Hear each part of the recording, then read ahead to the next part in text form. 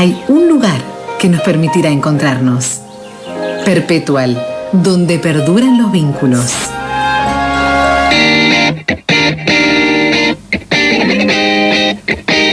La mesa de enlace eligió la posibilidad de reclamar judicialmente por la inconstitucionalidad de las retenciones a la provincia de Córdoba como escenario de la presentación de estas denuncias.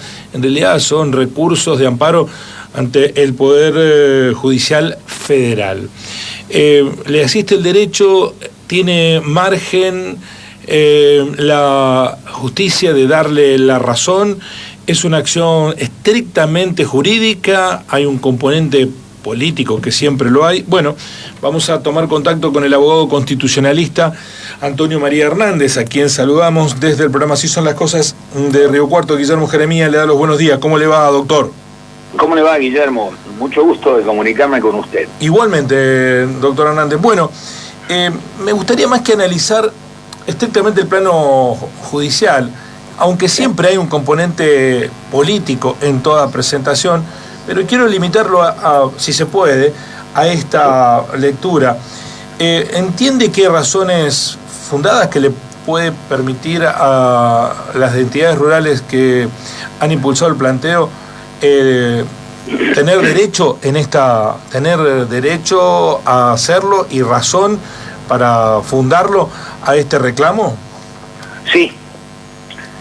Para mí no hay ninguna duda que hay fundamentos constitucionales muy claros, porque hay que partir de esta cuestión. ¿Qué son las retenciones? ¿Tienen alcance tributario o no lo tienen? Y la respuesta es muy clara desde la propia historia del derecho constitucional. Es decir, no puede haber tributo sin ley. Esto viene desde 1215, desde la Carta Magna. Cuando se trata de fijar un tributo hace falta una deliberación que establezca por ley ese tributo. ¿Por qué? Porque nosotros sabemos que la capacidad es decir, el imponer puede significar la posibilidad de afectar gravemente derechos fundamentales de las personas. De tal manera que en todas las democracias constitucionales se establece el principio de legalidad en materia tributaria. Y precisamente esto es lo que falta ahora con todas las retenciones. ¿Por qué? Porque la ley de emergencia 27.541 de 2019 había establecido que se podía fijar por el gobierno federal retenciones hasta un 33%, pero hasta el 31 de diciembre de 2021. Y cuando venía el tratamiento del nuevo proyecto de presupuesto, ahí estaba una norma que extendía esta norma, estableciendo entonces este límite del 33% para las retenciones por ley. Pero ¿qué ocurrió? Todos saben que fue rechazado el presupuesto. Entonces ahí está la cuestión, ahí está el fundamento constitucional para sostener que no hay legalidad para establecer entonces las retenciones. ¿Y qué es lo que hizo el Poder Ejecutivo frente a esto? Dictó un decreto de necesidad y urgencia, el 851, con fecha 14 de diciembre de 2021. Pero todos sabemos que por el artículo 99, inciso 3 de la Constitución Nacional, no puede haber decreto de necesidad y urgencia que alcance a la materia tributaria. Y como por otra parte la jurisprudencia de la Corte Suprema es muy clara en esta materia, la fijó en dos casos, la Bellaca y después en un caso más reciente que se llamó camaronera patagónica de 2014, donde estableció claramente que las retenciones son tributos.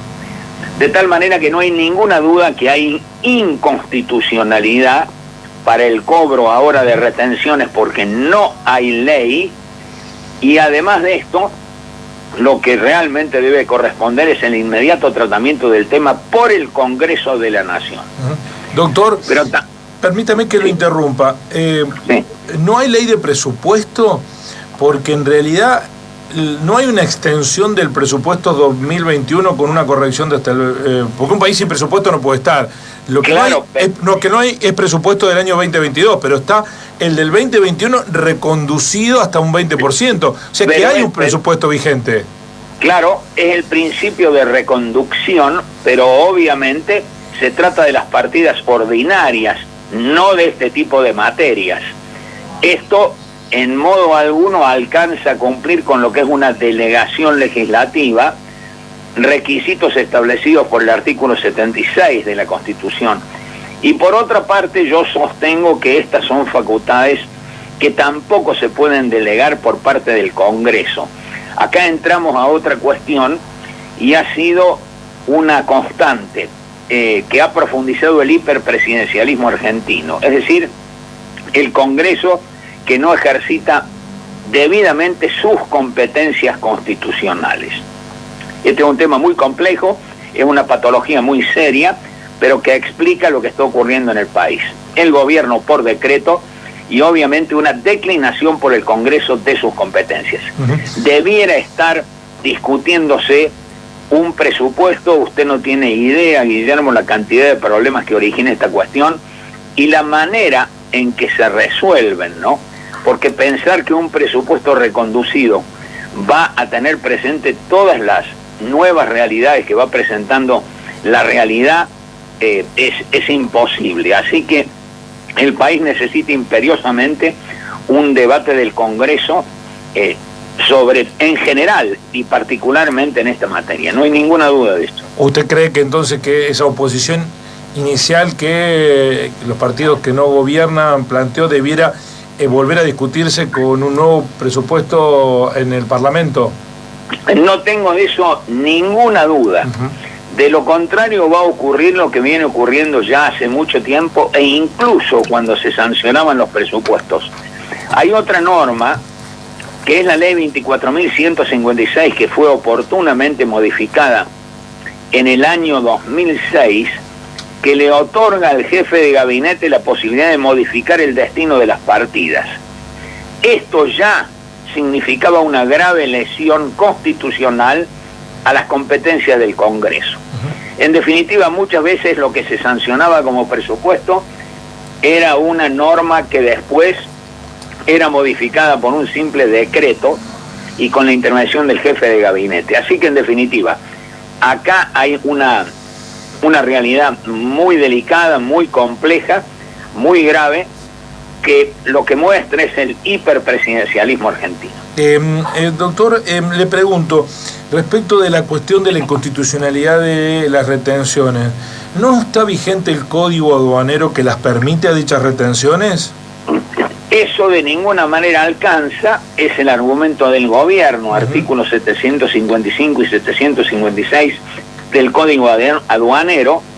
Esa es una norma que viene desde hace mucho tiempo. Primero fue modificada por sucesivas leyes del Congreso que terminaron las delegaciones legislativas. Y luego de eso vino la reforma constitucional del 94 con el artículo 76, que obviamente establece que una delegación legislativa tiene que hacerse por tiempo limitado, solamente por causas de emergencia o de administración pública, y obviamente con el control permanente del Congreso. No puede ser que la materia tributaria sea manejada por decreto. Eso revela la muy débil calidad institucional que tiene la Argentina. Y esto debe ser cambiado porque obviamente hay que cumplir con la Constitución Nacional. Doctor, siguiendo la misma línea argumental que usted desarrolla, ¿se podría, desde un ciudadano común, una fuerza política, plantear la inconstitucionalidad de la toma de crédito con el Fondo Monetario Internacional porque no pasó por el Congreso? Así es, en ese caso hubo legislación que autorizó esa delegación en el Poder Ejecutivo y recién ahora, últimamente, con buen criterio, se ha establecido que debe intervenir el Congreso, que es lo que dice la Constitución. No le quepa ninguna duda, Guillermo, que todo este tipo de decisiones de esta importancia necesitan imperiosamente una deliberación democrática en el Congreso. Pero nosotros sabemos cuál es la realidad argentina. Mucho más en situaciones de emergencia, donde realmente se gobierna por decreto o por simples resoluciones. Esta situación que se está planteando ya se planteó antes. Fue la misma cuestión que terminó con cuando el Congreso ahí sí asume sus competencias y rechaza el proyecto de ley que ratificaba la resolución 125 en el año 2008. Y por eso, Guillermo, hace pocos días, el Tribunal Fiscal de la Nación, en un fallo muy importante, sobre todo con voto del doctor Garbarino, lo que hace es declarar la inconstitucionalidad de lo que fue aquella situación y ordena devolver lo pagado de más. Fue un aumento del 20 al 28% de las retenciones a la firma Bunge. Ahí el tema está muy bien estudiado, muy bien considerado, con lo cual no tengo ninguna duda que hay fundamentos constitucionales muy claros para un planteo por parte de las entidades del campo frente a lo que es la cuestión. Ahora, dos últimas preguntas. Estamos hablando con el abogado constitucionalista Antonio María Hernández. Si se reprocha que no hay ley para sostener las retenciones, ¿no podría yo, como vecino de a pie, ciudadano de a pie, decir, bueno, tampoco hay ley para sostener el IVA? Yo quiero un planteo judicial para declararlo inconstitucional. No. Eso desde siempre está establecido por leyes que se mantienen. Así que, no. Hay legislación para los tributos, de tal manera que eso no es el caso. Esas son leyes establecidas normalmente. Acá lo que pasa, claro, es que venció el plazo de un tributo. Eso es lo que ha ocurrido. Pero no se plantea una situación, digamos así, similar en otros casos como en otros tributos no, solo en retenciones, nada más para el campo. En este caso se da en esta situación. Pero si se diera para cualquier otra situación, el planteo obviamente también tendría fundamentación constitucional. El principio de legalidad en materia tributaria, volvemos a la cuestión esencial, es uno de los principios más importantes de la Constitución y de la historia del constitucionalismo. La Revolución, le conté, obviamente, la Carta Magna 1215, los varones, exigiéndole a Juan Sin Tierra ese documento que es la piedra angular del constitucionalismo. La Revolución norteamericana surgió por un problema tributario allá en el puerto de Boston, y eso da origen después a la revolución, a la independencia norteamericana. Y obviamente todo eso está consignado en las constituciones. Finalmente, ¿cree que esto será de largo trámite judicial? ¿Puede haber una resolución inmediata que adhiera o rechace el planteo y que condicione en caso de adhesión al gobierno en su maniobra, en su margen de maniobra económico? Esa es una gran pregunta, Guillermo. Usted es un periodista muy avesado y muy agudo.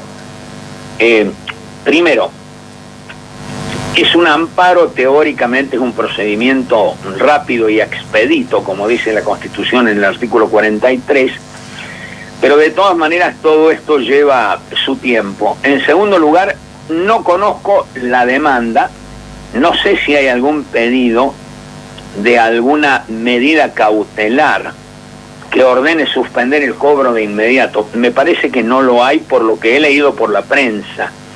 Así que en definitiva, lo que veo por algunas declaraciones efectuadas lo que se pretende es el inmediato debate del tema en el Congreso. Debiera ser ese, más allá de lo que ocurre a nivel judicial, lo que tenga que ocurrir. Y después habrá que ver qué pasa con otras entidades y se producen algunas otras acciones judiciales en esta cuestión. Gracias por ilustrarnos, doctor, muy amable. Hasta cualquier momento y un gran abrazo, Guillermo. Gracias. El abogado constitucionalista Antonio María Hernández, asegurando que al campo le asiste el derecho desde lo judicial. He tratado de analizarlo estrictamente desde lo judicial. Después está el capítulo político, ¿no? que lo abordaremos, pero para Hernández le asiste el derecho al sector agropecuario de ir por este reclamo al Poder Judicial. Así